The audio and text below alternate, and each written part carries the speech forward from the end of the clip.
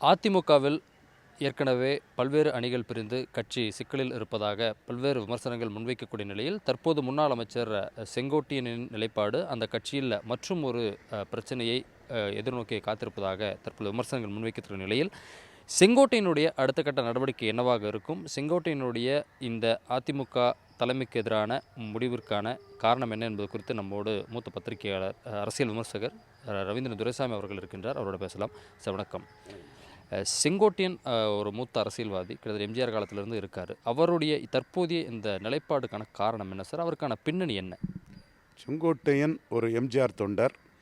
கோவை செழியன் எம்ஜிஆருக்கு எதிராக போகும்போது கோயம்புத்தூரில் அதிமுக பொதுக்குழு அந்த கூட்டம், அந்த ஆதரவாளர்கள் கோவை செழியன் கூட போகாமல் எம்ஜிஆருக்காக நின்று வீரப்பனோட அந்த வழிகாட்டுதல் படி தெளிவாக எம்ஜிஆருக்கு கொங்கு மண்டலத்தில் பலத்தை ஏற்படுத்தி கொடுத்தவர். 89ஆம் ஆண்டு ஜெயலலிதா அம்மையார் எதிர்க்கட்சி தலைவராகிறதுக்கு ஈரோடு மாவட்டத்தில் அதிக எம்எல்ஏ இடங்களை வெற்றி பெற செய்து கொடுத்தவர் செங்கோட்டையன். ஜெயலலிதாவோட ஒரு விசுவாசியாக இருந்தார். எந்த கட்டத்திலையும் கட்சி பிளவுபடக்கூடாதுங்கிற எண்ண ஓட்டத்தில் இருந்தார். ஜெயலலிதா காலத்தில் சசிகலா செங்கோட்டையன், கண்ணப்பன் வெளியேறின பிறகு சசிகலா செங்கோட்டையன், அந்த மாதிரி சசிகலா தரப்புக்கு எதிராக தொண்டர்கள் ஆதரவு பெற்ற ஒரு தலைவராக செங்கோட்டையன் இருந்தார். இதுதான் உண்மை நிலைமை. அது பிறகு சசிகலாவோட சமரசம் பண்ணார். எடப்பாடி பழனிசாமி முதல்வராக வந்தாலும் சீனியர் கட்சி நன்மை கருதி கட்சியிலே தொடர்ந்து பயணித்தார்.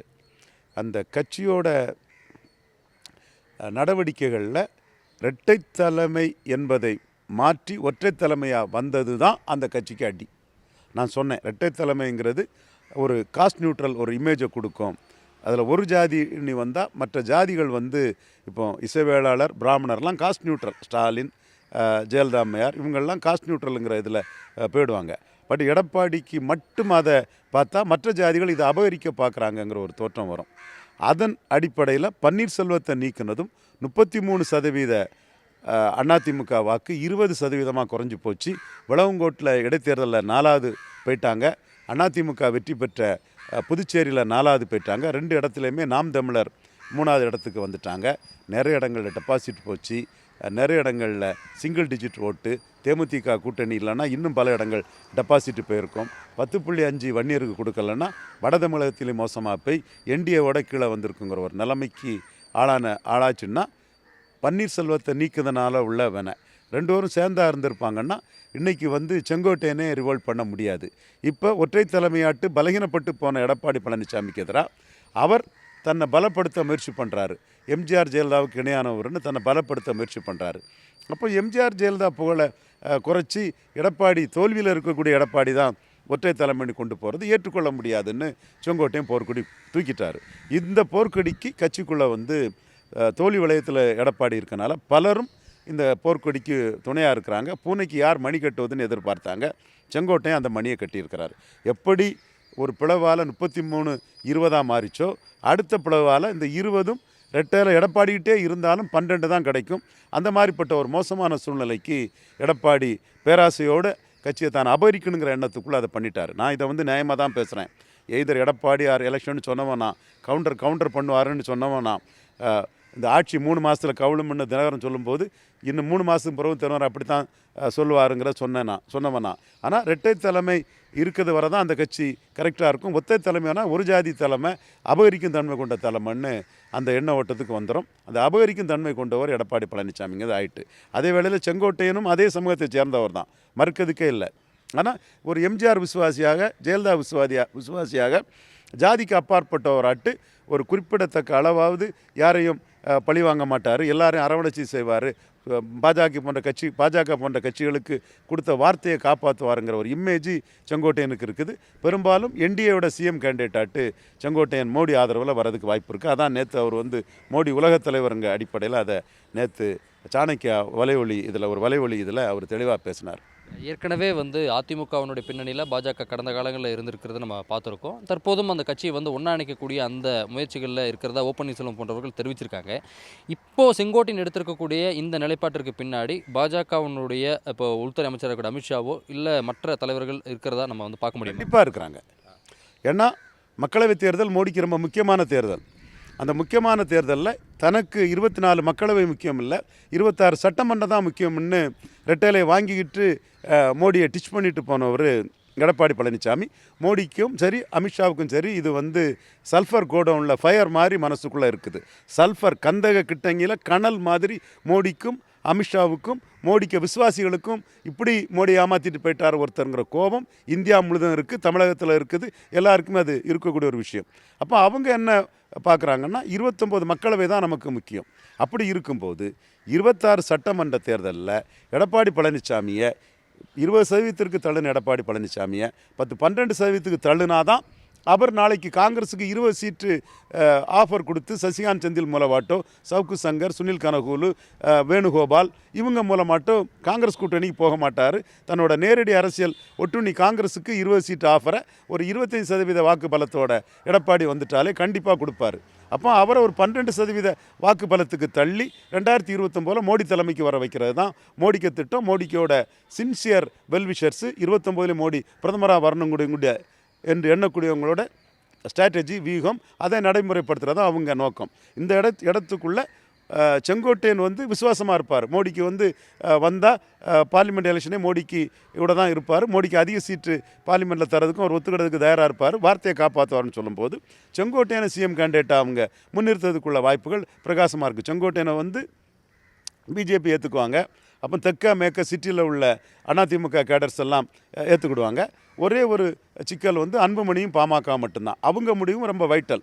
இன்றைக்கி தமிழக அரசியலில் விக்கிரவாண்டி இடைத்தேர்தலில் எமர்ஜ் ஆகி எடப்பாடி களத்துக்குள்ளே வராதனால விக்கிரவாண்டியில் எமர்ஜ் ஆகி எடப்பாடி பலகீனப்பட்ட சூழ்நிலையில் எடப்பாடி எதிர்க்கட்சி தலைவர் அந்தஸ்தை காப்பாற்றணும்னா பாமக தான் அவங்களுக்கு முக்கியம். பல நிரூபிக்காத ஏட்டு சுரக்கா விஜய் முக்கியமே அல்ல. விஜயை பற்றி தெரியாமல் பொதுமான அரசியல் விவரம் இல்லாமல் லெஸ் இன்ஃபார்ம்டாக ஒரு அன்ப்ரூவ்டு நாட் டெஸ்டட் லீடரை வந்து பலரும் பேசிகிட்டு இருக்காங்க. கேட்டால் பெரிய அரசியல் அனுபவம்னு சொல்லிட்டு இருக்காங்க.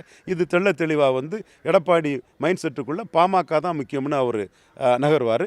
ஆனால் பாமக என்டிஏக்குள்ளே நின்றால் எடப்பாடியோட நிலமை எல்லா இடமுமே 3ஆவதுங்கிற லெவலில் ஆயிரும்.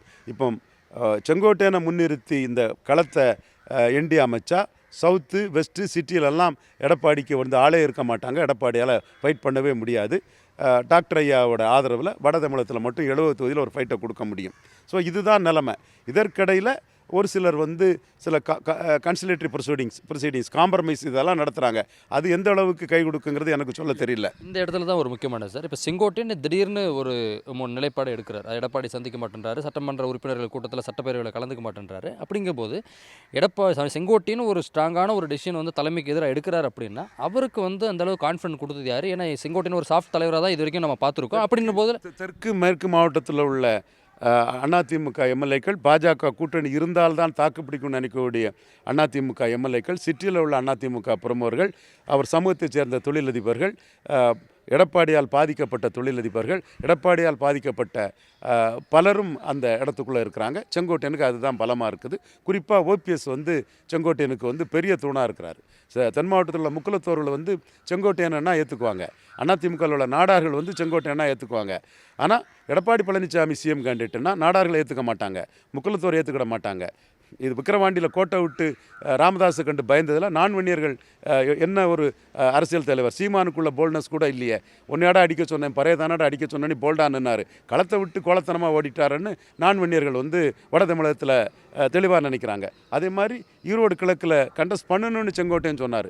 அதே மீறி அவர் கண்டஸ்ட் பண்ணாதது என்ன, இப்படி சீமானுக்கும் இவருக்கும் களத்தில் நின்னா பெரிய வித்தியாசம் இருக்காதுன்னு இப்படி டெபாசிட் பேருன்னு களத்தை விட்டு ஓடிட்டாருன்னு நான் வெள்ளாள கவுண்டர் ஏடிஎம்கே பீப்புள் வந்து எடப்பாடியை வந்து ஏற்றுக்க தயாராக இல்லை. பட் இவங்கெல்லாம் ஓரளவு செங்கோட்டையன் சிஎம் கேண்டிடேட்னா எடப்பாடிக்கு உள்ள எதிர்ப்பு செங்கோட்டையனுக்கு இருக்காது. அவர் பன்னீர் ஏற்றுக்குவார். பல சம்பவங்களும் வந்து எடப்பாடி அளவுக்கு ஒரு எதிர்ப்பு வேகம் வந்து செங்கோட்டையன் மேலே இருக்காது. ஸோ என்டிஏயும் செங்கோட்டையன் வந்து அக்செப்டபிள் பேசாட்டு எதிர்பார்க்குறாங்க. யாரோட ஆசி வந்து செங்கோட்டையனுக்கு இருக்குது சார்? இப்போது பிரைம் மினிஸ்டர், ஹோம் மினிஸ்டர் ஆசி செங்கோட்டையனுக்கு இருக்குது. அவங்க நீங்கள் ஃபைட் பண்ணி மேலே வாங்க, நாங்கள் உங்களை சப்போர்ட் பண்ணுறாங்கிறாங்க. Okay sir. இப்போ இந்த நிலையில் இப்போ வந்து பார்த்திங்கன்னா இப்போ செங்கோட்டையன், இப்போ அதிமுக இந்த வெர்சஸ் இந்த 2 இதுவும் வந்து பார்த்தீங்கன்னா அடுத்த கட்டம் எதை நோக்கி போகும் சார்? இந்த அதிமுகவுடைய இந்த பேஸ் எடப்பாடியை பிஜேபி டேம்ஸுக்கு பலகீனப்பட்டு செங்கோட்டையன் சிஎம்ங்கிறத ஏற்றுக்கிட்டு எடப்பாடி வந்தாருன்னா அவர் அரசியல் அரங்கத்தில் ஏதாவது அவர் கொஞ்சம் மிஞ்சம். அதை மீறி போனாருன்னா அவர் அரசியல் அரங்கத்தில் இன்னும் மலமளன்னு கீழே சரிஞ்சிருவார். பன்னீர்செல்வம் பிளவிலே 33-20 ஆனது. செங்கோட்டையன் பிளவில் ரெட்டையில் இல்லைன்னா சிங்கிள் டிஜிட்டுக்கு போயிடுவார். ரெட்டையில் இருந்தால் 12% நிற்பார். நீங்கள் சொல்கிறது பார்க்கும்பொழுது இப்போ எடப்பாடி தனித்து விடப்படுவார். மற்ற அதிமுகவில் இப்போ பிரிஞ்சிருக்கூடிய ஃபேக்ஷன்ஸ் எல்லாமே தினகரன், சசிகலா, ஓபிஎஸ் எல்லாரும் ஒன்று சேர்ந்து ஒரு ஒன்றிணைந்து அதிமுகவில் இருப்பாங்க. எடப்பாடி பிரிஞ்சு போயிடுவார்ன்ற அந்த டோனில் நீங்கள் சொல்ல வரீங்க. அதுதான் நடக்குமா? எடப்பாடியை நான் அண்டர் எஸ்டிமேட் பண்ணல. எடப்பாடி ஒரு ஃபைட்டர் தான். ஆனால் இப்போ குழம்பி போயிருக்கிறாரு. அது அடியில் மன வலிமை இழந்துட்டார். அவர் ஏற்கனவே பாஜகவுக்கு நான் கூட்டணி தயாருன்னு சொன்னதே அதுவரை நானே நினச்ச அந்த மன வலிமையை விட அவர் இழந்துட்டார். மன வலிமையை முதல்ல இழந்த இடம் டாக்டர் ராமதாஸுக்கு பயந்து விக்கிரவாண்டியை விட்டு ஓடினது. மன வலிமையை ரெண்டாவது இழந்த இடம் சீமானோட சமூக நீதி பார்வைக்கு பயந்து நாம் சிம்பிளாக மற்ற ஜாதிகள்லாம் நம்மளை விட்டு போய் சீமானுக்கு நமக்கும் வாக்கு வீதம் குறைஞ்சி போயிருமோன்னு ஈரோடு கிழக்கை விட்டு ஓடினது. இந்த 2 இடத்தையும் போல்டாக நின்று இருக்கணும். எப்படி கமல்ஹாசனும் தினகரனும் களத்தை விட்டு ஓடி 1% இருந்த சீமானு 8% வந்திருக்கிறாரோ அதே மாதிரி களத்தை விட்டு ஓடி 20% இருக்கக்கூடிய எடப்பாடி பழனிசாமி பலகீனப்பட்டு நிற்கிறாரு. பலகீனப்பட்டு நிற்கக்கூடிய எடப்பாடி பழனிசாமி அண்ணாமலைக்கு கொங்கு வேளாளர் கவுண்டரை சேர்ந்த முன்னாள் அமைச்சர்கள் கொடுத்த வரவேற்பையும் செங்கோட்டையன் ரிவோல்ட்டையும் கண்டு மிகவும் கலங்கி போய் பாஜக கூட்டணிக்கும் நான் தயாருங்கிற ஒரு கருத்தை அவர் சொல்லியிருக்காருன்னா அவர் தொடர் நிகழ்வுகளால் மன வலிமை இழந்த ஒரு தலைவராட்டு எடப்பாடி இருக்கிறாரு. இந்த அளவுக்கு மன வலிமை இழப்பாரு நானே நினைக்கல. எனக்கு I pity him mister Mithun Palaniswami, I pity your father Edappadi Palaniswami. இந்த அளவுக்கு மன வலிமை இழந்து கோலத்தனமாக போவீங்கன்னு நான் எதிர்பார்க்கவே இல்லை. இந்த இடத்துல ஒரு முக்கியமான விஷயம் இப்போ நீங்கள் சொல்கிற மாதிரி செங்கோட்டையன் ஒரு ரிவோல்ட்டுக்கு பண்ணுறதுக்கான 10,000 இருக்கும்போது அவர் ஏன் எடப்பாடி பழனிசாமி ஏன் இப்போ பிஜேபி கூட்டணிக்குன்னு போயிட்டு அப்போ பார்த்தீங்கன்னா இப்போ செங்கோட்டன் ஒரு ஃபேக்டராகவே இருக்க மாட்டார்ல சார்? அப்போ எடப்பாடி தலைமையிலே இந்த சட்டமன்ற தேர்தல் போகும். நாடார் ஓட்டு போட மாட்டான் எடப்பாடி. டெபாசிட் சவால் விட்டு டெபாசிட் இழக்க வச்சுட்டாங்க நாடார் தலைவர்கள் எடப்பாடி பழனிசாமியை. தென் முக்குலத்தோர் எடப்பாடி பழனிசாமிக்கு எதிராக இருக்காப்புல விக்கிரவாண்டியில் களத்தை விட்டு ஓடுனதில் நான் வன்னியர்கள்லாம் எடப்பாடியெல்லாம் ஒரு தலைவராக சீமானாவது களத்துக்குள்ள வந்து நிற்கிறாரியான்னு பார்க்குறாங்க. லீடர்ஷிப்பில் எடப்பாடி பழனிசாமி ஈரோடு கிழக்கில் அதுலேயும் அடிபட்டு போனார். அப்போ இந்த 4 தரப்பு எதிர்க்கக்கூடிய எடப்பாடி பழனிசாமியை வச்சு எப்படி தாக்கு பிடிக்க முடியும்? அதே வேளையில் எடப்பாடி பழனிசாமியும் களத்துக்குள்ளே இருக்கிறாரு. அவரும் தேவைன்னு பார்ப்பாங்களே தவிர எடப்பாடி பழனிசாமி தலைமையில் போனால் மக்கள் ஏற்றுக்க மாட்டாங்கங்கிறது மோடிக்கு தெரியும், அமித்ஷாவுக்கு தெரியும். புள்ளி விவரத்தோட எல்லாம் டீட்டெயிலாகவே அவங்க எல்லாருக்குமே தெரியும். செங்கோட்டையம்னா ஓரளவு அக்செப்டபிலிட்டி இருக்கும். இறுதியான கேள்வி, 2026 சட்டமன்ற தேர்தல் அதிமுக யார் தலைமையில் சந்திக்கும்? அதிமுக ஒருமித்த ஒரு தலைமையில் சந்திக்குமா என்பதே கேள்விக்குறியாக தான் இருக்குது. போக தான் அதோட விளைவுகள் தெரியும். பன்னீர்செல்வம் செங்கோட்டையனா ஏற்றுக்குவார். பன்னீர்செல்வத்தோட நீக்கம்தான் 13% வாக்கு அடி வாங்கிறதுக்கு காரணம். ராமநாதபுரத்தில் டெபாசிட் போயிட்டு, திருநெல்வேலியில் டெபாசிட் போயிட்டு, தேனியில் டெபாசிட் போயிட்டு அவர் செங்கோட்டையம்னா சிஎம் கேண்டிடேட்னா ஏற்றுக்க தயாராக இருப்பார். எடப்பாடி சிஎம் கேண்டிடேட்டாக பன்னீர்செல்வம் ஏற்றுக்க மாட்டார். அப்போ பன்னீர்செல்வம் ஏற்றுக்கொள்ளாத பட்சத்தில் எடப்பாடி இழந்த ஆதரவை மீண்டும் பெற முடியாது. செங்கோட்டையனை ரிவோல்ட் பண்ணும்போது 20 ரெட்டலை இருந்தாலும் 12ங்கிற லெவலுக்கு எடப்பாடிக்கு போயிடும். ஸோ எடப்பாடி என்ன முடிவெடுக்க போகிறாரு, எப்படி இந்த மிகப்பெரிய இக்கட்டிலிருந்து தப்ப போகிறாருங்க. கூட்டணின்னு சொல்லிட்டு பாஜகவோட கூட்டணின்னு சொல்லிட்டா அந்த பிரச்சனைகள் தீர்ந்துடும் இல்லையா? அப்போ கூட்டணின்னு சொல்லிட்டா என்டிஏ தான் சிஎம் கேண்டிடேட்டை முடிவு பண்ணுவாங்க. அது எடப்பாடி சிஎம் கேண்டிடேட்டை ஏற்றுக்க மாட்டாங்க. உறுதியாக எடப்பாடி சிஎம் கேண்டிடேட்டை ஏற்றுக்க மாட்டாங்க. மோடி இன்க்ளூசிவ் அலையன்ஸில் சசிகலா அம்மையார் வர முடியாதுன்னு 2021 சொன்ன மோடி லாயலிஸ்ட் ரவீந்திரன் துரைசாமி அடித்து ஆணித்தரமாக சொல்கிறேன், என்டிஏ சிஎம் கேண்டிடேட்டாக தன்னோட சிஎம் கேண்டிடேட்டாட்டு மோடி எடப்பாடி பழனிசாமி அவர்களை ஏற்றுக்கொள்ள மாட்டார். குமுதம் மற்றும் தமிழ்நாடு மின்சார வாரியம் இணைந்து வழங்கும் சிக்கனமும் பாதுகாப்பும் யூஸ்ஃபுல் டிப்ஸ் மின் நுகர்வோர் சேவை மையம். மின் கட்டணம் தொடர்பான சந்தேகங்கள், இலவச மின் இணைப்பு குறித்த தகவல்கள், பழுதடைந்த மின் கம்பங்கள் அல்லது பில்லர் பாக்ஸ் குறித்த தகவல் தர, மின் இணைப்பு பெயர் மாற்றம் குறித்த சந்தேகம், இவை அனைத்திற்கும் 9497 9497 என்ற எண்ணை தொடர்பு கொள்ளவும்.